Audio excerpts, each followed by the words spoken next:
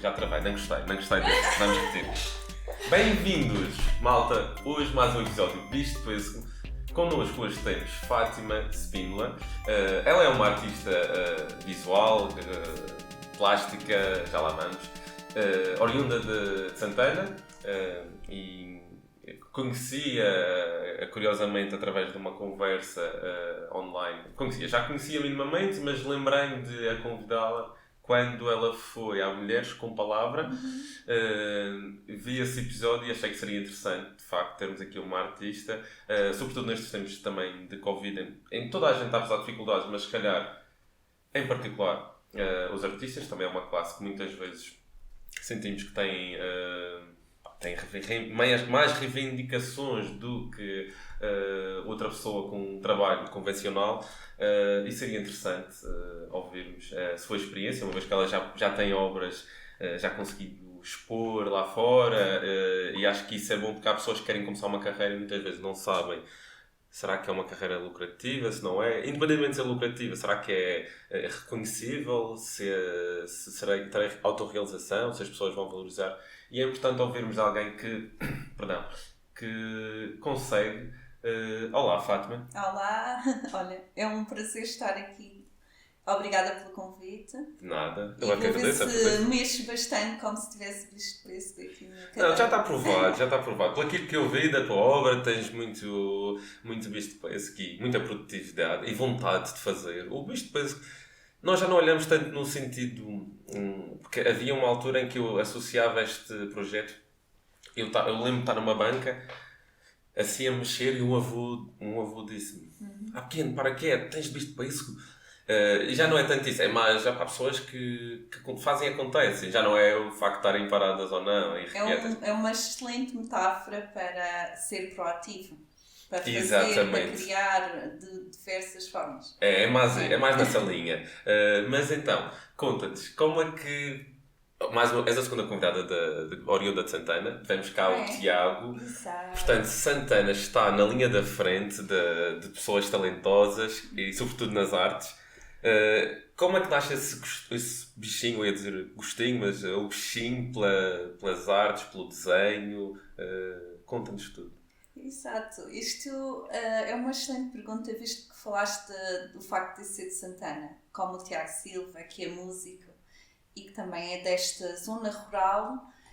E sem dúvida nenhuma foi esta zona rural e todas as brincadeiras que são promovidas através da natureza e talvez de um contexto socioeconómico que não era o mais favorecido, em que era necessário utilizar a criatividade e a imaginação para brincar. Tu és do tempo que ainda brincávamos na rua, não era? Claramente. Andei muitas vezes descalça, fazia taças com terra, já agora ensino a todos os que estamos a ver e a ouvir, em que podem fazer um montinho de terra, qualquer tipo de terra, põem o cotovelo a meio, fazem uma concavidade e depois deitam água, e ao tirar a terra seca que está à volta tem uma tacinha de terra. Tão fácil, não é? Tão fácil. Isto era uma das brincadeiras já ensinada pelo meu pai. Quer dizer que ele também, que nasceu em Santana, já fazia este tipo. E o que é que fazia o teu pai? O meu pai era um pouco de tudo. E é uma história muito longa. Mas era uma pessoa que... antigamente havia muita gente... Ele era ligado à agricultura, e isso é também bastante importante nesta história de interesse pela criatividade. Eu, o ano passado, tive uma peça num projeto chamado Iléstico, que é da Porta 33, que eu tive o prazer de poder produzir esse projeto, que foi comissariado pelo Miguel von Ave Pérez. E, no caso, eu escolhi trabalhar uma instalação com troços de couve. E porquê que eu estava a trabalhar essa instalação? Porque era uma memória de infância em que os meus irmãos, que eram mais velhos e que trabalhavam na agricultura para aí com os seus 12, 13 anos, quando tiveram que limpar um terreno e cortar muitos troços de couve, decidiram criar um igloo. E eu tinha essa memória de ter brincado dentro desse igloo e decidi agora, passado tantos anos, para aí 30 anos, reconstruir essa construção. Isso é interessante. Isso, no fundo, tira um bocado a pertinência de uma pergunta que eu iria fazer mais à frente, que era um dia buscar a inspiração, ou seja, a tua infância está bastante visível, vincada no teu trabalho. Especialmente na parte da instalação. Talvez na pintura, no desenho, não tanto. Na parte da instalação, e essa infância a mexer em canas, a construir casas no meio da natureza. Não sei se alguma vez experimentaste. Eu já fiz cabanas, sim, claro, com acácias, tínhamos umas madeirinhas, depois tapávamos assim com os galhos, exato, da acácia. A gente também com canas velhas criávamos compartimentos, tipo um quarto, depois abafávamos com outras canas e colocávamos ervas. E também fazíamos com cobertores sobre cadeiras, como se tivessem vários andares. Toda essa dinâmica, principalmente no exterior e no meio da natureza, foi um excelente processo. Uma iniciação, digamos. De criação e do imaginário e da fantasia. E achas que se tivesses nascido num Funchal, teria sido diferente? Boa pergunta. Só numa realidade paralela para ter essa... Mas isto para dizer o seguinte, se o bicho da arte ia ser artista no matter what, a única coisa que poderia mudar neste caso, o facto do Funchal para Santana seria na forma ou na execução. Sim, exato, mas serias sempre artista? Tens essa convicção? Isso é uma questão que eu não tenho uma certeza, porque na infância eu estava... tanto na escola como no conservatório, eu tinha a vertente da música. Eu adorava então, as ciências. Na escola já enverdaste também por um caminho das artes. Aí está, o que eu estou a dizer é que eu tinha todos os caminhos. Eu adorava ciências, eu adorava química, eu adorava artes. Eu estava também no conservatório, portanto, chegando ao 10º ano que eu tinha que escolher qual caminho seguir, foi muito complicado. Foi um sacrifício. Agora só posso escolher um, não é? Querias todos e só podias ter um. E porquê que eu escolhi artes? Porque exatamente é o que me permite trabalhar todas as áreas que eu pretender. E na minha vertente criativa eu posso escolher qualquer tema, eu posso estudar qualquer tema que eu desejar de qualquer área. E até posso trabalhar com música, posso trabalhar com a ciência. É uma área bastante ampla e que aí o meu percurso é que vai decidir o que é que eu vou investigar. Sim, tu, por exemplo, gostavas de ciências, mas tu como artista plástica tens que conhecer os materiais, tens que estudar os materiais, tens que conhecer a parte física, a própria química do também. Que eu decidir fazer, pode ser imprescindível estudar alguma questão mais ligada às ciências e também há algumas vezes em que estas duas áreas trabalham em conjunto. Muito bem. Pois, então, tu seguiste. Estavas a fazer agora no conservatório? Estavas a complementar com... Eu no conservatório tive desde o primeiro ano, que antigamente era a primeira classe, eu comecei com formação musical, depois piano, mais tarde violino e canto, e tive até o 5º grau de... E tu é que te escolheste sempre, ou o teu pai ou os teus pais é que te incentivaram a seguir esse Eu, porque assim, os meus pais estavam realmente atarefados a trabalhar, como eu estava a dizer, com muitas tarefas diferentes. No contexto em que estavam, tinham imenso trabalho. Portanto, isso partiu também da sorte de termos tido a extensão do Conservatório em Santana na época. Okay. Abriu exatamente quando eu fui para a primeira classe. E então foi uma grande vantagem. E isso, como sendo algo novo, entusiasmei-me de entrar no conservatório. Inclusivamente tinha já um irmão, entre 6 irmãos que nós somos. Um estava cá no Funchal, já estava a estudar saxofone. Portanto, fomos 4 juntamente para o conservatório, em diferentes instrumentos. Muito bem. E depois, tu, quando decides ir para a universidade, qual foi o teu curso? Como é que já tinhas essa resposta mais concreta? Já sabias o que querias? Conta-nos como é que foi esse processo. Eu tive aqui no secundário, tive a oportunidade de ver mais a vertente de design, de arquitetura, de artes plásticas ou artes visuais. A gente tem sempre uma pequena experiência de cada uma destas áreas. E claramente eu queria algo ligado às artes visuais. No entanto, quando eu entrei em Lisboa, eu entrei em escultura.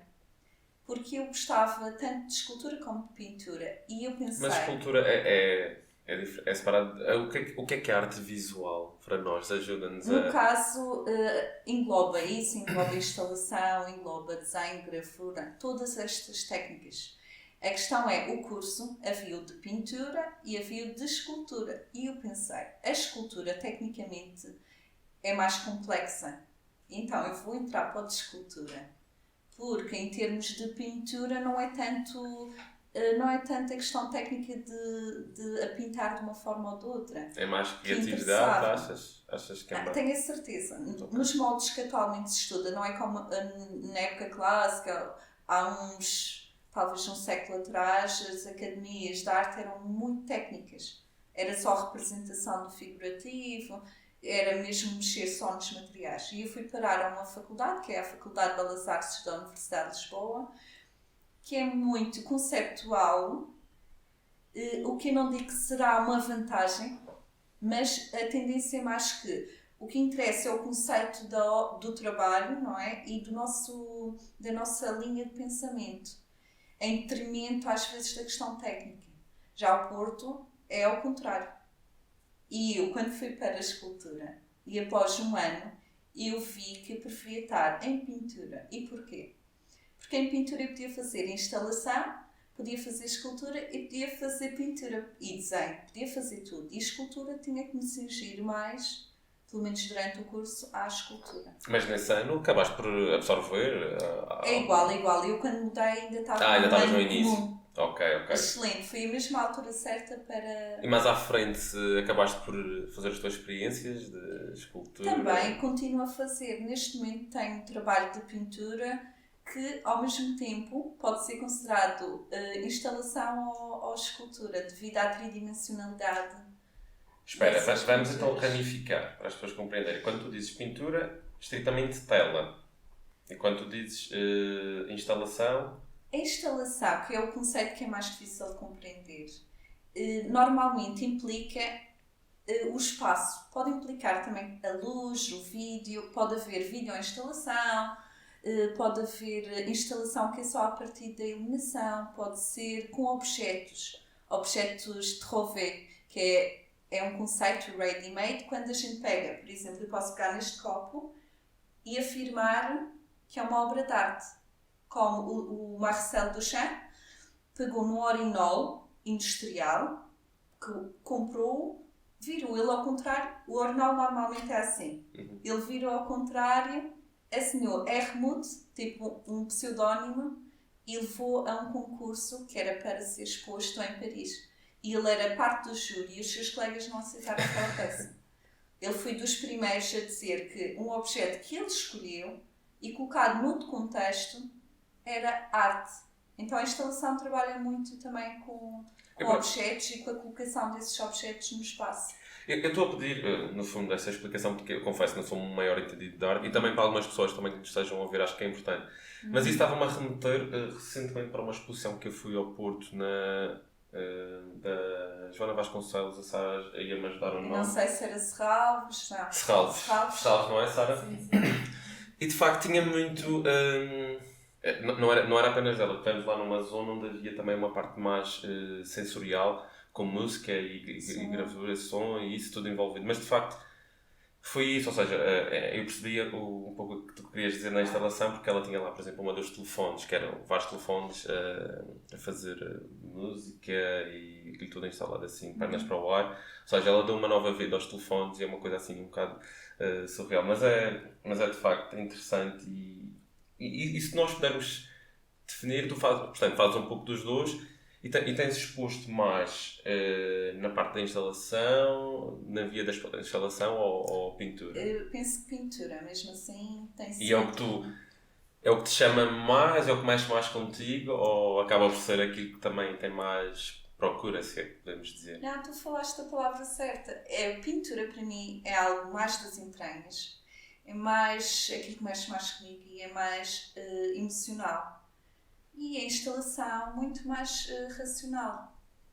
Enquanto a instalação eu estou a compor algo e às vezes a pensar mais em conceitos, como eu estava a falar da vertente da faculdade ser mais conceptual, da minha faculdade em Lisboa ser mais conceptual, então na instalação eu estou a trabalhar mais determinados conceitos e, claro, na pintura também o faço, mas é algo quase sempre que vem de algo importante para mim, algo interior e forte. Como é que é o processo, digamos, criativo? Ou pelo menos olhar para uma tela branca.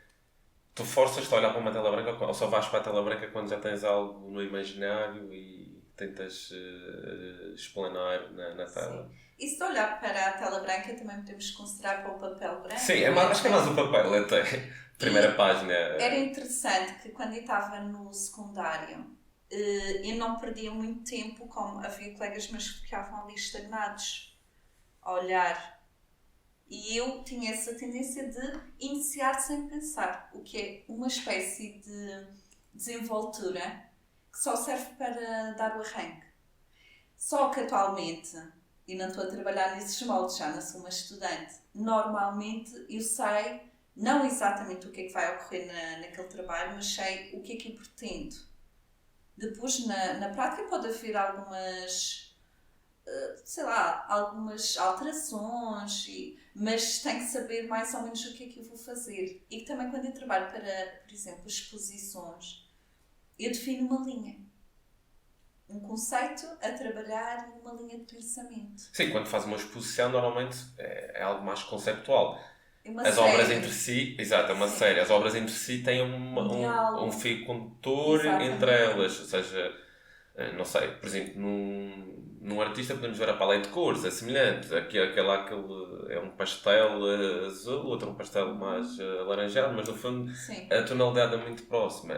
Ao passo também nós aqui também tentamos transmitir isso de uma temporada para a outra, ou seja, separar as coisas. Mas agora que falaste nas exposições, eu não vou enumerá-las todas, sei que são várias. Menciona-te, quando é que foi a primeira vez que conseguiste expor? Como foi? Estavas muito nervosa? Qual foi? Descreve-nos assim o conceito, a obra. Agora, a primeira vez que eu expus já foi há tantos anos, provavelmente na infância. Mais ou menos. Claro que isso não é importante. Não foi. Ok, pronto. Mas vamos abordar, que isso é interessante. Se calhar as pessoas valorizam, as pessoas só valorizam quando acham que têm uma galeria aberta e é aí é que acham que estão a expor. Exato. Então, eu também acho que é interessante ver que a minha primeira exposição, claro que não era uma artista, obviamente, era para Mas o que é uma artista? É preciso ter nos recibos verdes artista? Não é isso que eu quero dizer. É que nem eu podia me considerar, não é? Talvez era uma criança, mais ou menos. Eras uma artista. Não tinha tempo ainda de trabalho. Eras uma artista infantil, pronto. Mas eras uma artista. Gosto da tua versão. Sim, mas ok. Ainda nem sequer tinha decidido por que vertente é que ia fazer a minha carreira. No entanto, eu já desenhava bastante.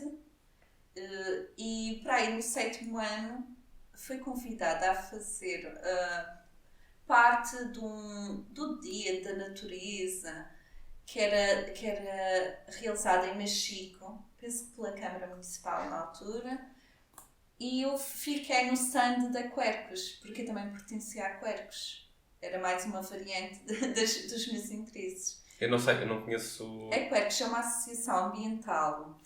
Aproveita que gosto sempre dessas missões, por favor, apresenta-nos a associação. Sim, então a Quercus já existe há bastantes anos, foi fundado por um grupo de alunos da Universidade da Madeira do curso de Biologia, mas desde a minha infância que eu me lembro, portanto, eu não posso jurar quantos anos é que já tenho, mas muitos mesmo. E tem trabalhado várias questões para, por exemplo, agora aquela estrada que estão a tentar construir nas Ginjas, por exemplo.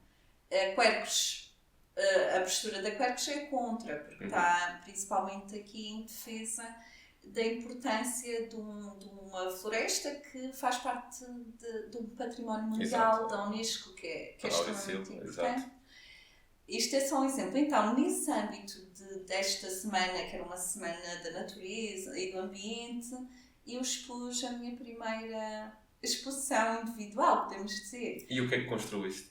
Eu fiz vários desenhos, até com materiais reutilizados, mas claro, uma folha normal de papel, e depois, em vez de ter molduras, tinha caixas de cereais viradas ao contrário, muito simples, e fiz desenhos mais realistas, que era o que eu fazia na altura, normalmente a fazer uma interligação entre seres humanos e a natureza.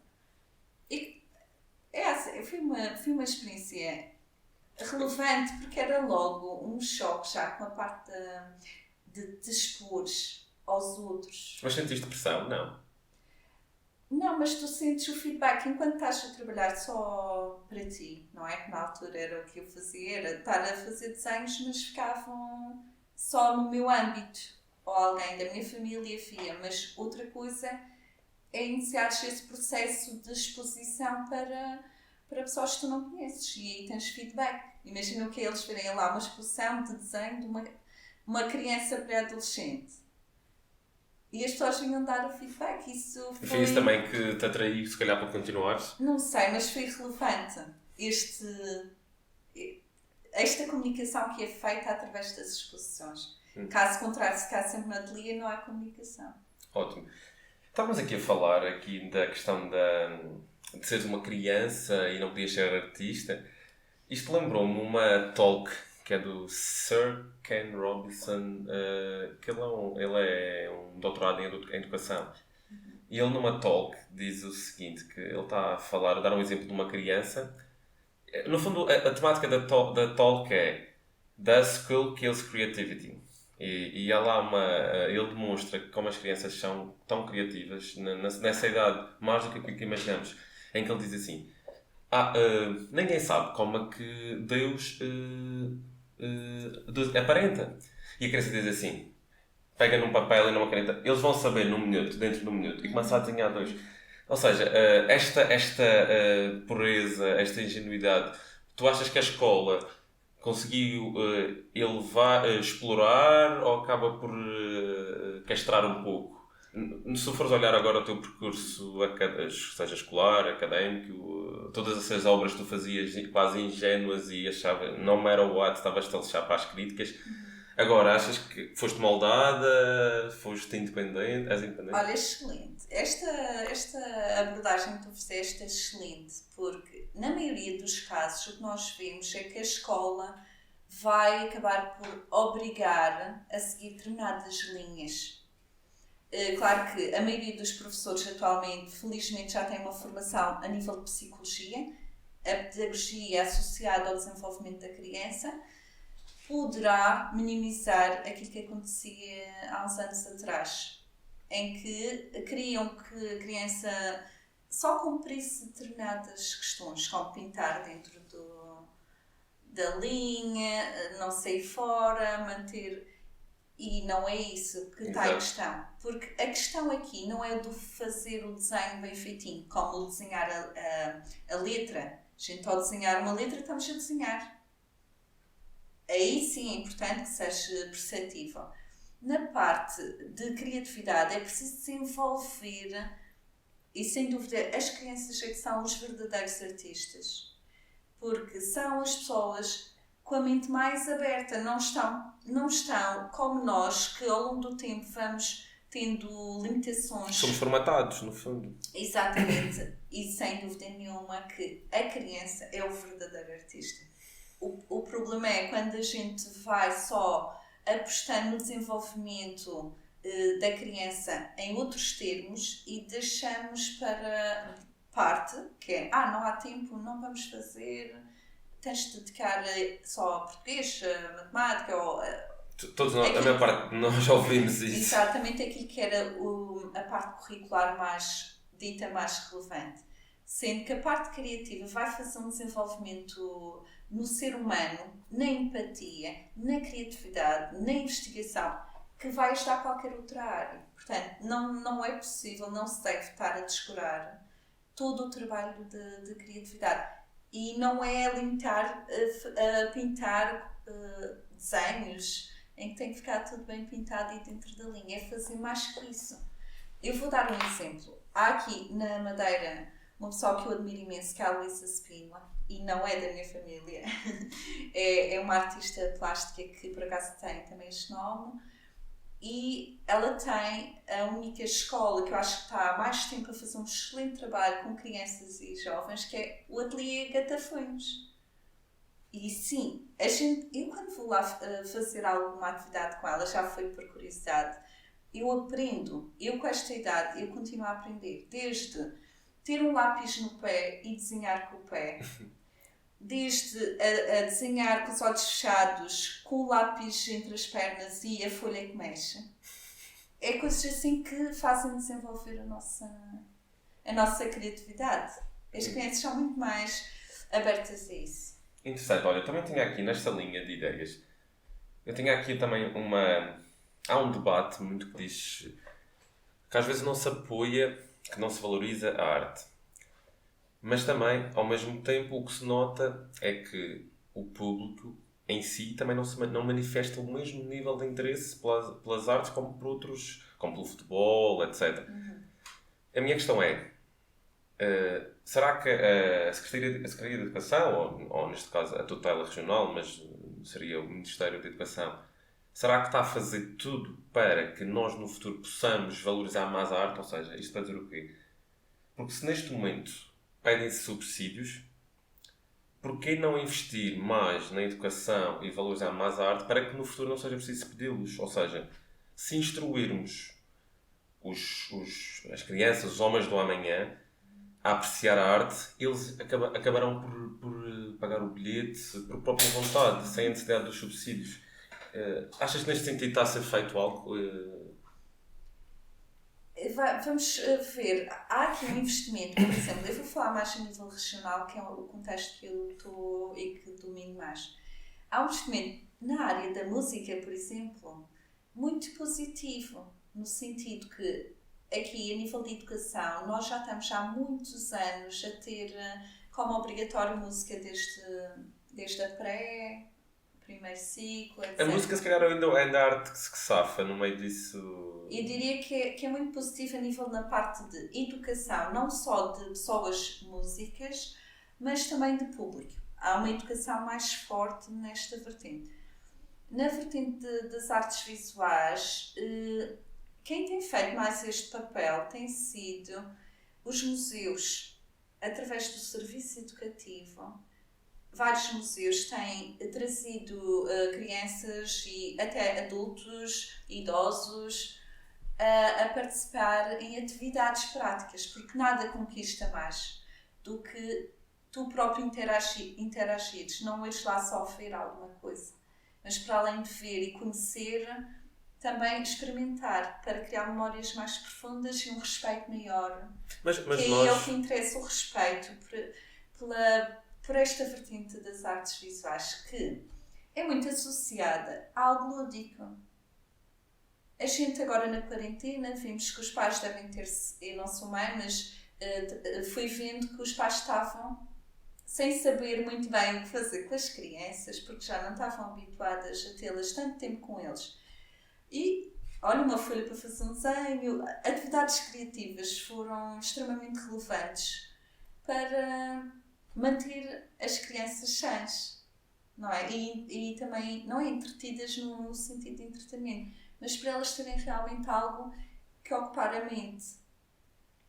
Só que, claro que as artes visuais, às vezes as pessoas não têm noção de que nós temos uma linha de investigação. Eu associo muito à parte científica. É uma espécie de descoberta que nós estamos a criar. Portanto, é preciso também ter mais um conhecimento do que é esta área. E de que esta área não é, eu tive a inspiração divina, caiu-me assim, sei lá, uma musa inspiradora em cima e eu não tenho nada a ver. E há um romantismo muito associado à história de Van Gogh. Esse é um grande exemplo. Em que associam que o artista tem que ser uma pessoa desequilibrada, o artista tem que estar pobre a morrer à fome na rua, o artista só é reconhecido depois de morrer, que aquilo que eles fazem é uma loucura que lhes deu na cabeça. Não tem nada a ver. Isto existe. E vives bem com isso? Sabendo dessa mentalidade? Sim. É assim, só que essa mentalidade é um romantismo. E eu sei que isso acontece. No entanto, como eu disse até no Mulheres com Palavra, um exemplo extraordinário é este. Ninguém sabe bem o que é, mas toda a gente opina. No entanto, A partir do momento em que eu apareço na televisão, ou mesmo aqui, já a valorizam completamente. Há aqui uma questão de estatuto que tem que ser outra pessoa a dar o selo de qualidade, a reconhecer, para depois as pessoas... realmente... Eu agora fiquei surpreendida. No dia 6 saiu uma imagem da minha porta no metro, no jornal O Metro, em Londres. A porta que tu pintaste ali na... Da Zona Velha, do projeto Arte. Para quem não sabe, consegues descrever? É um beijo, e é um beijo sobre um fundo cor-de-rosa, e a porta chama-se Look Beyond the Happy Ending. E aí eu estava a trabalhar a questão dali de uma charneira entre o espaço público e o espaço privado, onde muitas vezes era onde os namorados tinham a oportunidade de dar aquele beijo, que era o único momento em que estavam a sós, porque de resto estavam sempre com alguém antigamente. E essa porta ter agora aparecido lá no metro, uma vizinha minha daqui, de Santana, mandou-me uma foto e ela disse que o dia dela foi muito mais feliz, porque ainda por cima fazia anos e viu a Madeira, e especialmente também um trabalho de alguém que ela conhecia. Ótimo. Isso por acaso leva-nos, embora eu acho que não tocamos aqui a fundo na educação versus arte, mas pronto. Essa questão que tu falaste do reconhecimento leva-me para outra coisa, para outra questão, faz a ponte perfeita, que é: tu achas que os artistas que são reconhecidos, em que percentagem é que é pelo mérito, percentagem que é trabalho, qual é a percentagem que é pelo networking? Não sei se me faço entender. Sim, percebi tudo. Que é comunicação. Networking podia ser comunicação. Não, estás a dizer... Não, eu estou a falar numa escala, porque, por exemplo, uma vez eu lembro de ter visto um documentário, era uma experiência social em Nova Iorque. Ok. Um rapaz sem... Aliás, o próprio The Gift Through the Exit Through the Gift Shop também demonstra um bocado disto. Tu consegues criar um artista conceptual assim, hoje em dia, com as ferramentas de comunicação que tu tens, muito facilmente. Mas eu vi uma experiência social no YouTube há muitos anos, em que o rapaz tentou se inserir no universo das galerias de arte em Nova Iorque, que é uma coisa muito glamourosa e até e é uma economia já considerável, que gera muito dinheiro. E ele para se inteirar, ele percebeu que, para se integrar, aliás, ele percebeu que resume-se a uma grande percentagem, eu não vou dizer aqui a percentagem porque também já não me recordo, mas era elevadíssima, de networking.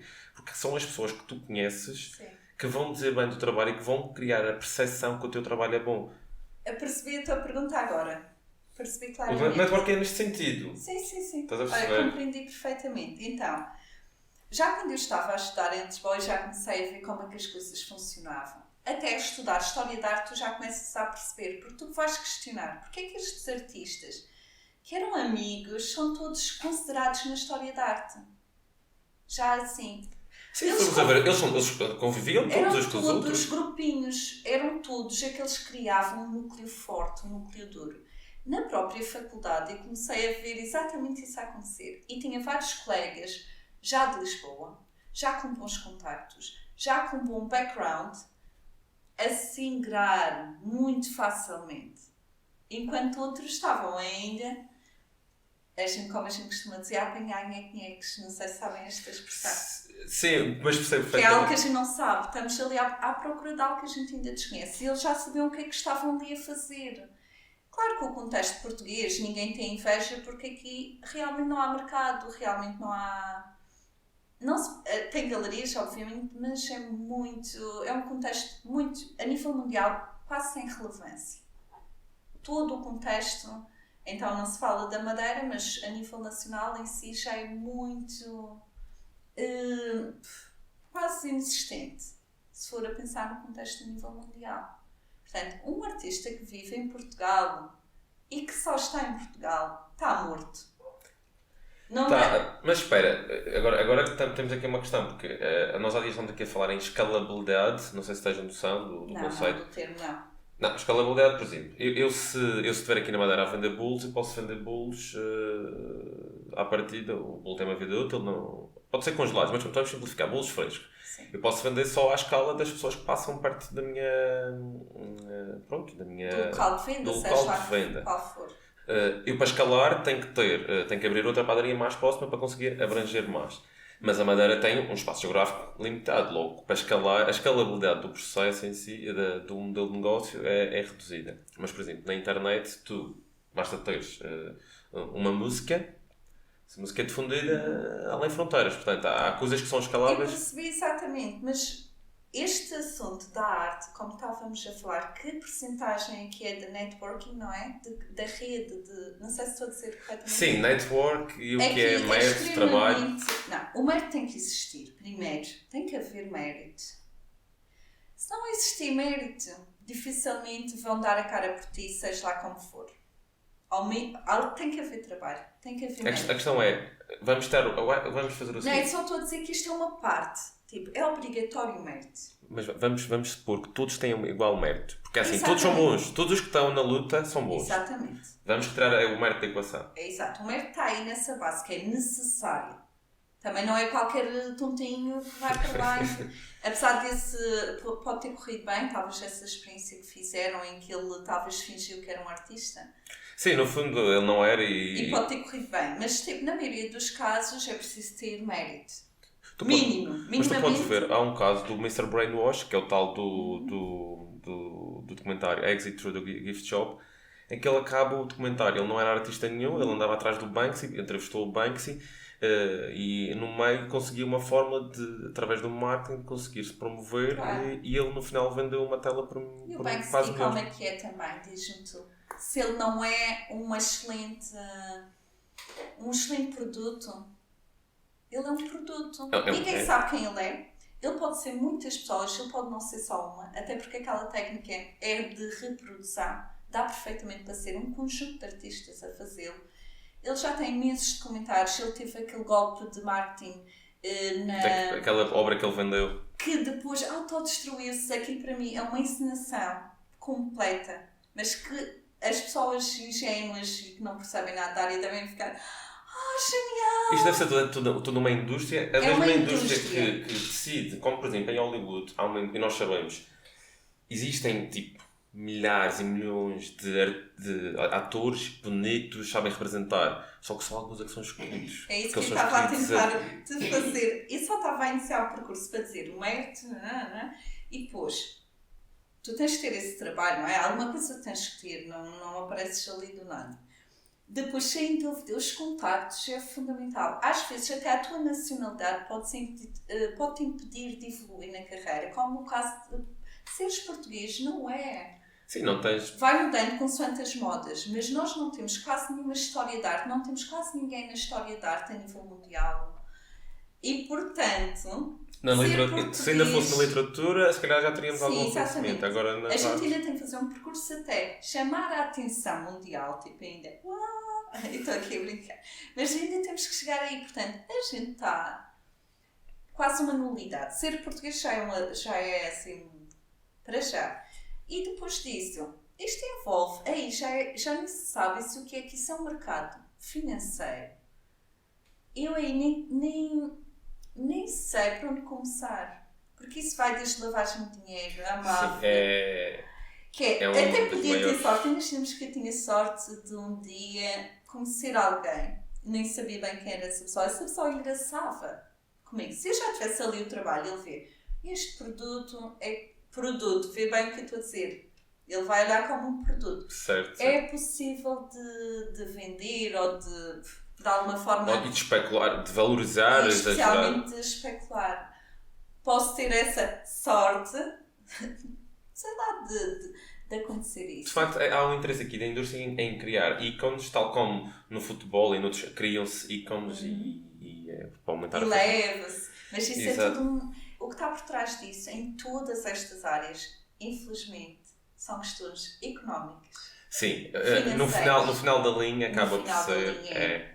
Acaba por se resumir muito. Portanto, só os séculos, às vezes é que fazes mesmo a triagem do que é que foi uma produção de qualidade. Os séculos fazem o peneirar destas histórias todas e dos artistas.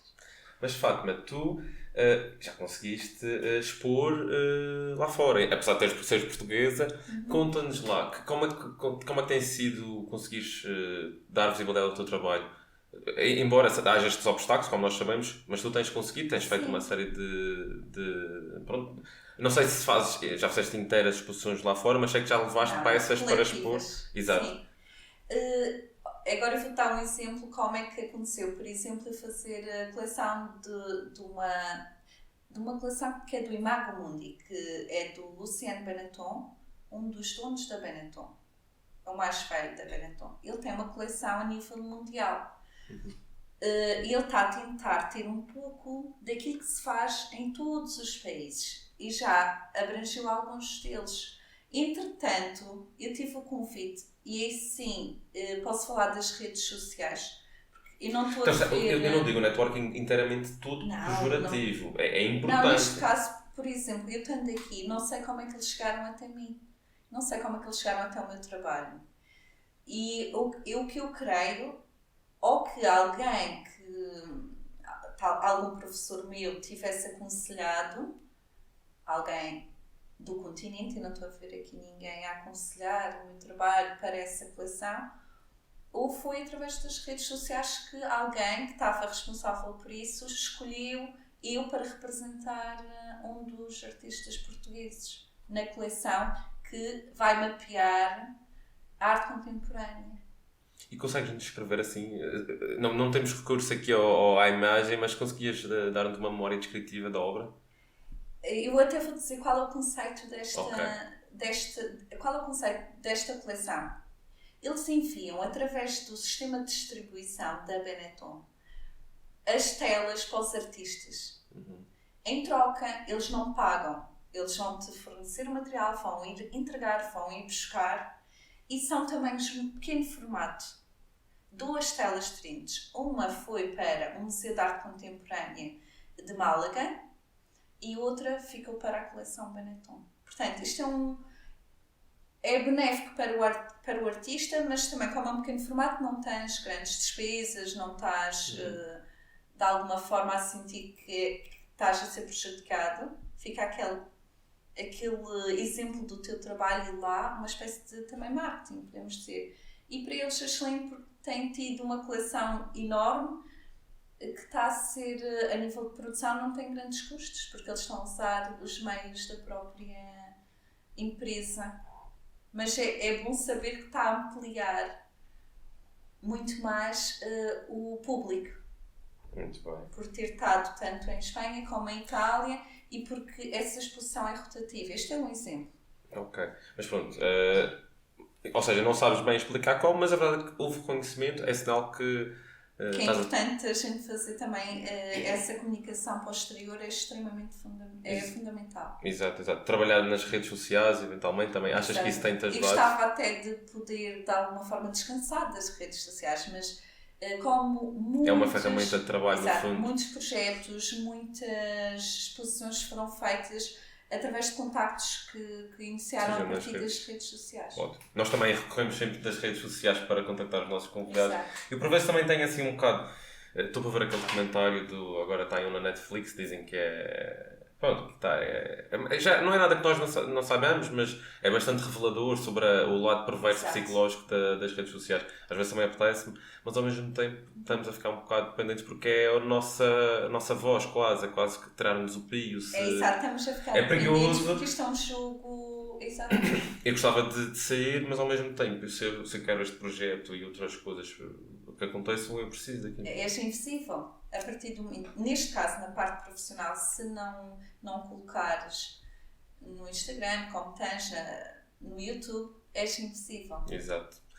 Mas pronto, isso seria outro assunto, outro tema. Sim. Olha, eu estou aqui a ver, já vamos aqui a rondar os 45 minutos, sempre a voar, mas antes que percamos tempo, temos que avançar para as perguntas, para depois, ainda no final, ainda vou tentar rematar a conversa, mas vamos avançar para as perguntas.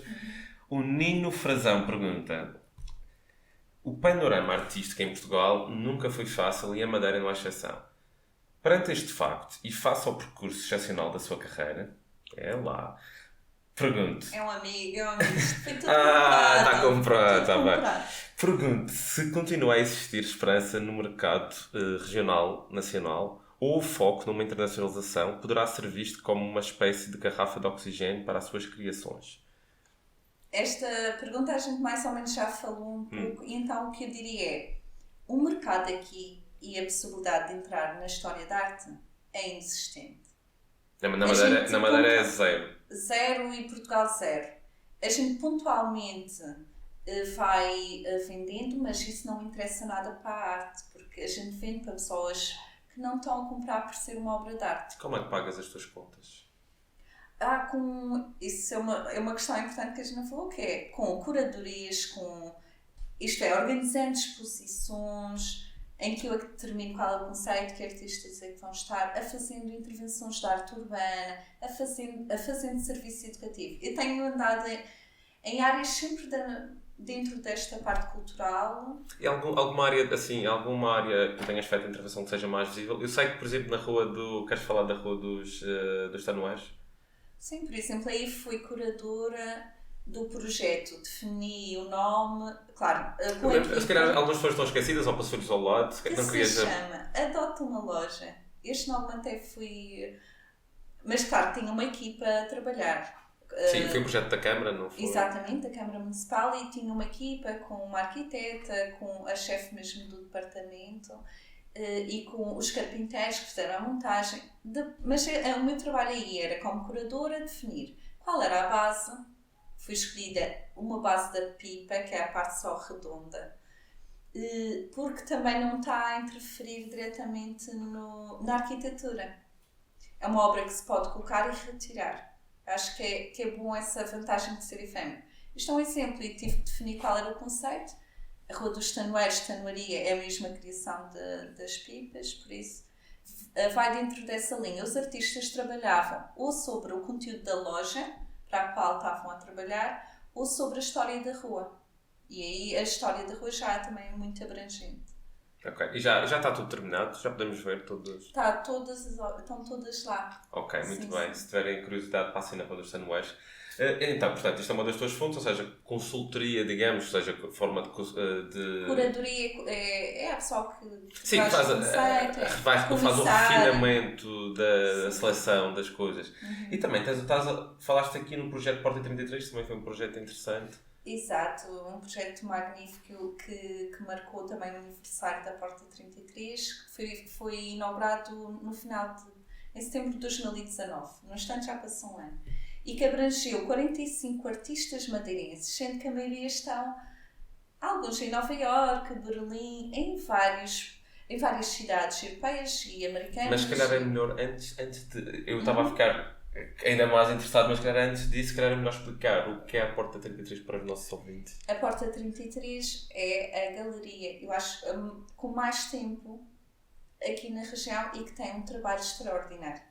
Eu ia dizer a melhor galeria, acho que ninguém vai se ofender, porque também eles já têm 30 e tal anos de trabalho e não há mais nenhuma galeria que tenha conseguido perdurar tanto tempo com um trabalho de qualidade. Nós temos lá sempre artistas de qualidade nacional e internacional, é uma referência a nível do país. Eu já na Faculdade de Belas Artes falava-me da Porta 33, colegas meus. Ok.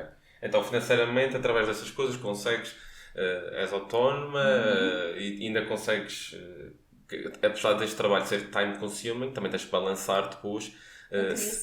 Porque tens que trabalhar para ganhar dinheiro, mas ao mesmo tempo tens que criar. E é fácil esta... Sim. E trabalhando por conta própria é muito... Tens total liberdade de horários também, acaba por ser útil. Bem, portanto, financeiramente, encorajas as jovens que nos estejam a ouvir, encorajas a enverdarem para esta carreira? Encorajo, da mesma forma que eu fui, porque era exatamente na altura foi isso que eu senti, e se nós batalharmos, vamos chegar a algum lado. A questão é, já sabe que não é aquela carreira em que vais estar de acordo com todos os padrões. Ter a tua própria casa, ter o carro. É mais difícil depois estar dentro daqueles padrões que a sociedade diz que é os ideais. Pois, mas tu vives bem com isso. Exatamente. Aí depende da pessoa e daquilo que realmente quer fazer. Nota-se na tua aura assim um paz de espírito, por isso... Exato. Escolheste bem. Estás no lugar certo. Olha, continuando, temos aqui mais umas perguntinhas. O Bruno Menezes pergunta: Qual a sua opinião sobre as iniciativas culturais que têm ocorrido ao longo deste período pandémico? Ok. Sim, acho interessante, porque nós tivemos alguns concertos agora recentemente e eu tive o prazer de ir lá assistir. Qual? No Cais do Cantão? Sim, não fui esse. Funchal Art Fest, por exemplo, em que eles criaram ilhas para o público estar com os seus amigos, sem a máscara, porque eu fui no Cais do Carvão há uns tempos, fui a outro, ainda neste período de pandemia, e nós tínhamos estado todos sentadinhos com máscara, é muito desagradável para ouvir um concerto, por exemplo. Na minha área, houve também iniciativas dos museus, especialmente na parte de documentação, a parte documental. Eu acho que tivemos aí algum trabalho excelente. Por exemplo, houve uma exposição de reabertura da Quinta Magnólia, com muitos artistas também.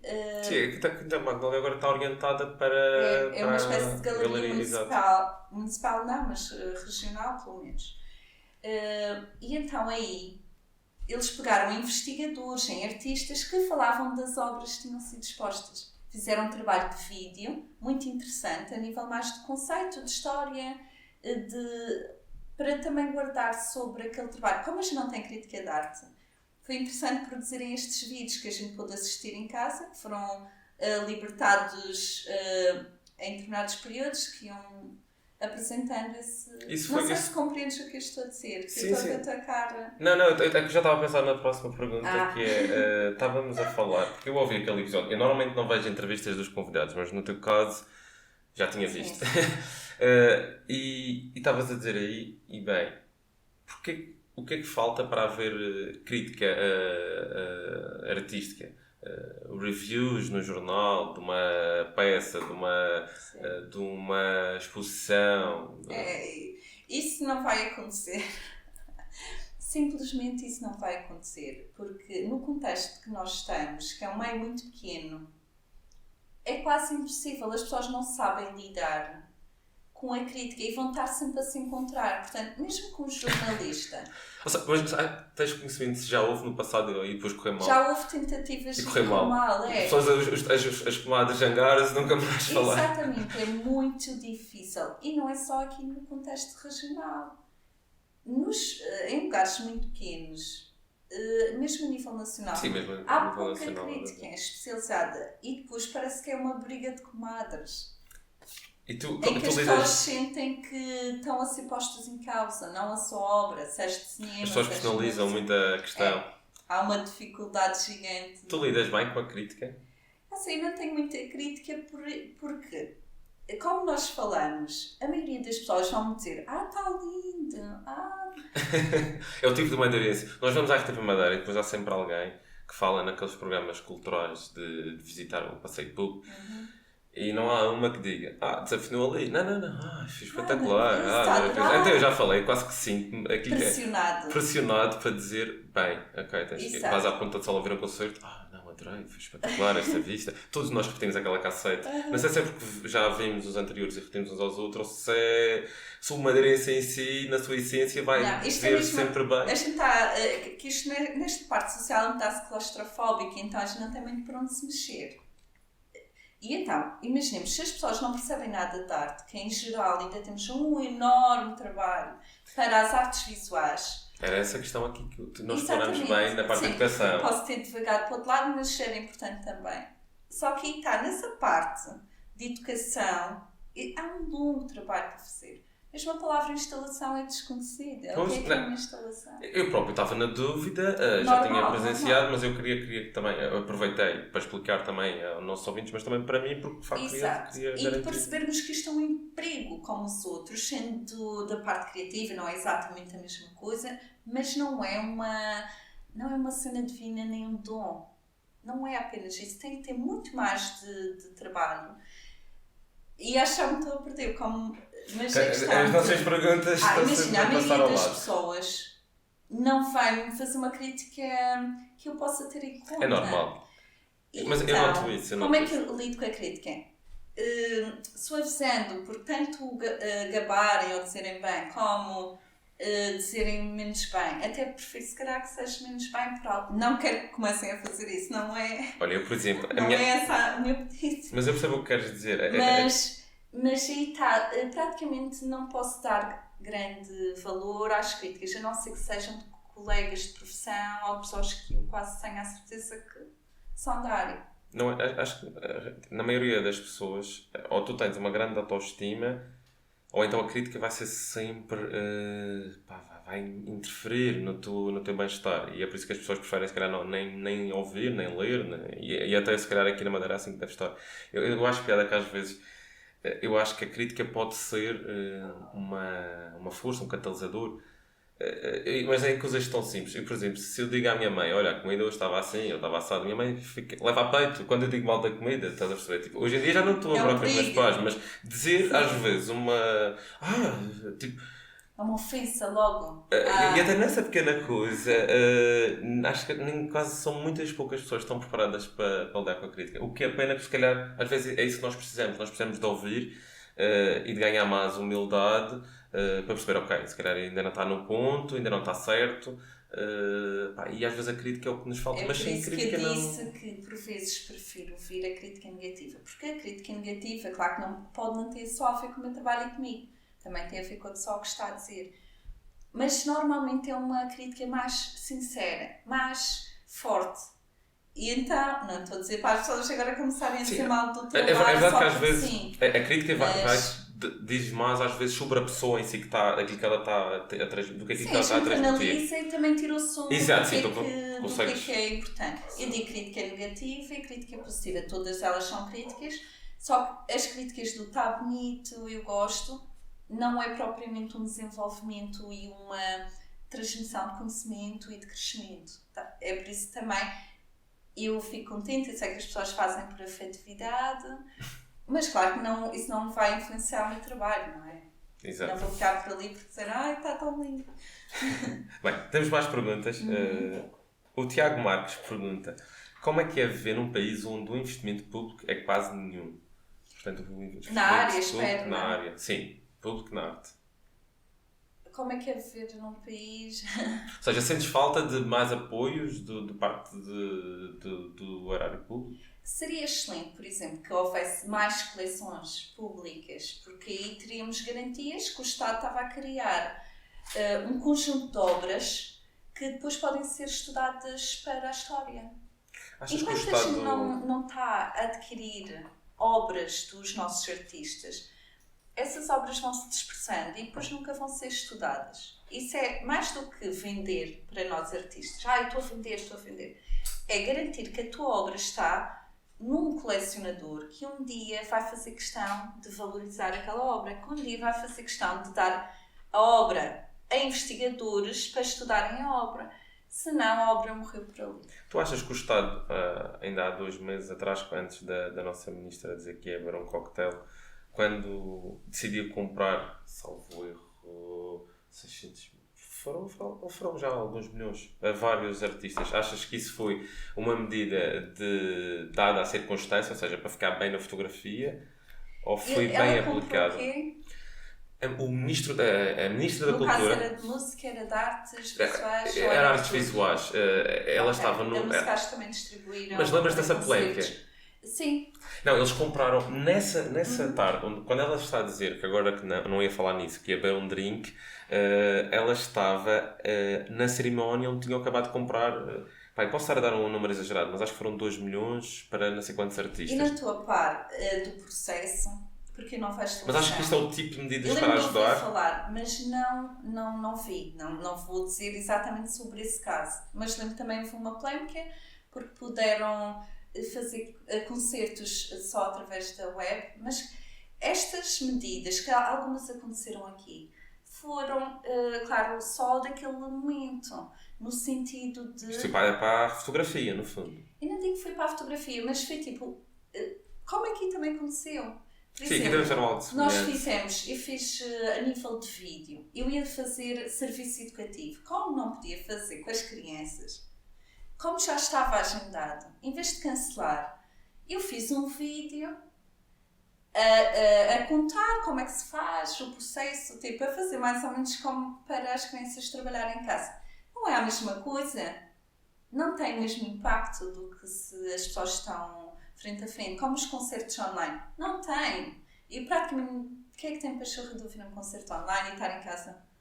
Eu não estou a ver. Não funciona. Conclusão, isso aí são medidas momentâneas para dar uma lufada de ar fresco, porque isto foi pago. Sim, mas isto foi um pequeno nicho de artistas. Acho que isso foi uma melhor forma. Não seria melhor, se calhar, canalizar? Agora eu a pensar numa medida excelente, eu até estou envolvida na política, sou uma pessoa que adora política. Tens fidelização, não é? Sim. E estou na política há 21 anos. Eu acho que é muito importante. E há medidas, esta medida, eu vejo que é uma medida pontual, simplesmente, e os critérios, quando é uma coisa tão rápida, os critérios ficam muito obscuros, que é isso que acabam por criticar. Que é qual foi o critério de escolha num período tão rápido, quem é que selecionou... E achas que é transparente cá na Madeira? Tens... E aqui também não é, porque lá eu não estou a par como é que decorreu essa, mas possivelmente foi algo tão repentino, não deu tempo a fazer algo mesmo com concurso público. Aqui não se faz concursos públicos para a aquisição de obras, nem para determinados eventos, é quase tudo convite. Pois. E fica a dúvida porque e mesmo a distribuição de apoios é quase sempre para os mesmos, no caso associações, há um nicho.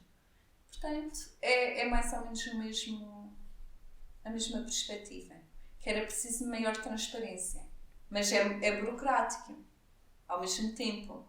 Mas para haver transparência tinha que haver concursos públicos, as coisas tinham que durar mais tempo, não podia ser coisas tão pontuais, talvez... Ou seja, o networking aqui na Madeira também vai sempre... É que é quase impossível não existir. Vai sempre facilitar, nessa hora, mesmo que hajam concursos na altura da avaliação, vai acabar sempre por... E nem falando disso, que eu estou a falar mesmo da área cultural, que não há concursos para receber. Não, mas mesmo que... Agora, nas outras áreas de concursos públicos, quando há concursos, toda a gente já sabe como é que as coisas... Sim, mas isso também são vias que...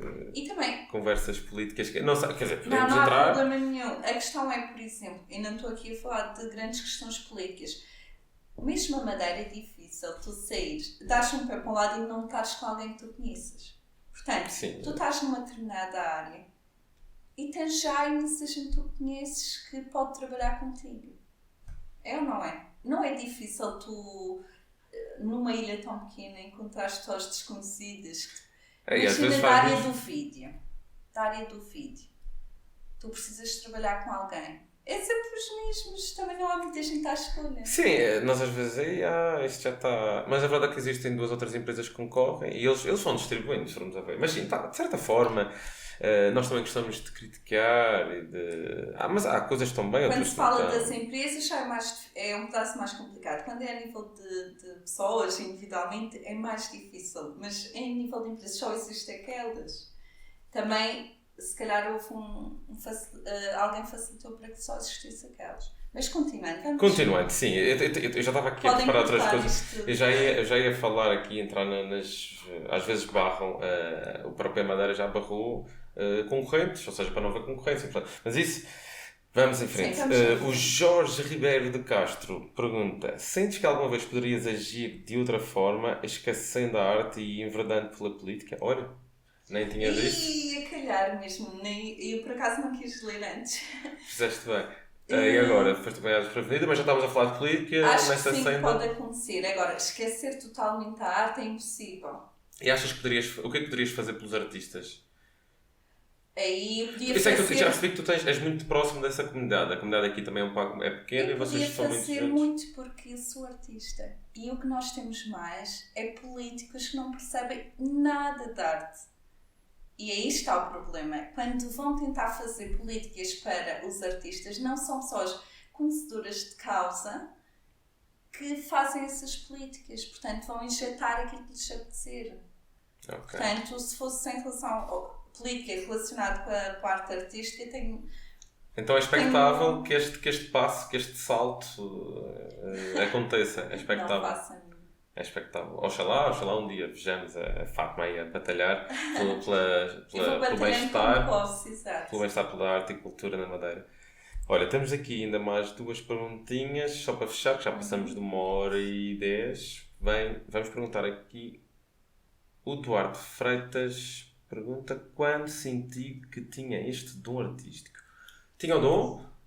Pois, aí está aquela questão que falamos, mas essa pergunta é fácil de responder, porque eu no primeiro ciclo tive uma prima minha que disse que eu tinha jeito para desenhar. Toda a gente diz isso a dada altura. Exato, ela com mais de 6 anos, ela diz isto, e ela é uma pessoa extremamente importante. Já era na altura e continua a ser. E isso teve um impacto em mim.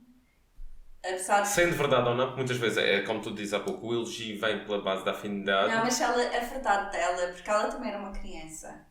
Ela estava a dizer enquanto criança, ela não é um adulto a instrumento. Está tão bem feitinho. No caso, ela disse com verdade, porque ela também era uma criança. E achei que isso teve grande impacto.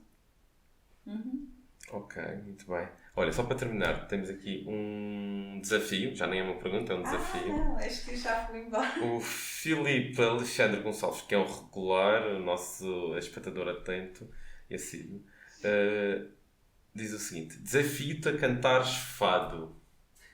Não sabíamos deste lado? Queres-nos assim. contar? Ou queres-nos cantar? Agora já sabias, porque eu disse que estive no conservatório, tive um canto, entre aspas. Mas não sabia que o fado tinha sido a corrente escolhida. Não, nem é. Agora isto é uma private joke. Ele está aqui a me tentar importunar, no bom sentido, porque a primeira vez que ele me entrevistou foi num evento chamado Zonarte, em que nós, pintores, artistas, estávamos a pintar um placar na Zona Velha e acompanhava com música. Em cada evento havia um estilo de música diferente. E dessa vez era o fado. E eu estava lá a pintar, ele decide me entrevistar. Eu à espera de uma pergunta relacionada com a minha área e ele... A menina canta ao fado. E eu... Na minha cabeça parecia que tinha demorado 3 minutos a responder. Afinal foram só 3 segundos. Mas eu não estava Deu-te nada a volta à cabeça. Mas que raio de pergunta é esta? Para quem não sabe, o Filipe é jornalista e ele tem certamente outros artifícios para deixar assim o entrevistado baralhado. Isto foi uma... Mas isto tinha a ver com o facto de eu ter estado numa peça de teatro e cantei à capela um fado do Max. E ele sabendo isso... já estava a puxar e está puxando aqui outra vez. Claro que na altura não estava a juntar as duas coisas, então fiquei tipo muito surpreendida porque é que ele estava a perguntar. E há gravações dessa... Da peça de teatro. Assim, ou da parte da capela do Max. Da peça de teatro, exatamente. Que eu fazia parte da peça e eu fechava a peça e por acaso temos Foi filmado tudo, do início ao fim. Onde é que podemos ver? Em lado nenhum. Só os artistas. Quer dizer, eu perguntei se havias visto, mas eu já sabias onde é que eu ia com esta pergunta. Temos que ver se algum dia eles decidem meter nos tesourinhos deprimentes. Ok. É que eu já sei, eu já estava a sentir que não, se eu desafiasse a cantar, não ia acontecer, vai acontecer. É assim, tens monitorização, ou se calhar até a tua voz sai. Eu posso cantar só um pedacinho, Sim, mas olha, força, não é fado, não é fado. Siga, força. Acho que as pessoas querem ouvir. Vamos lá ver.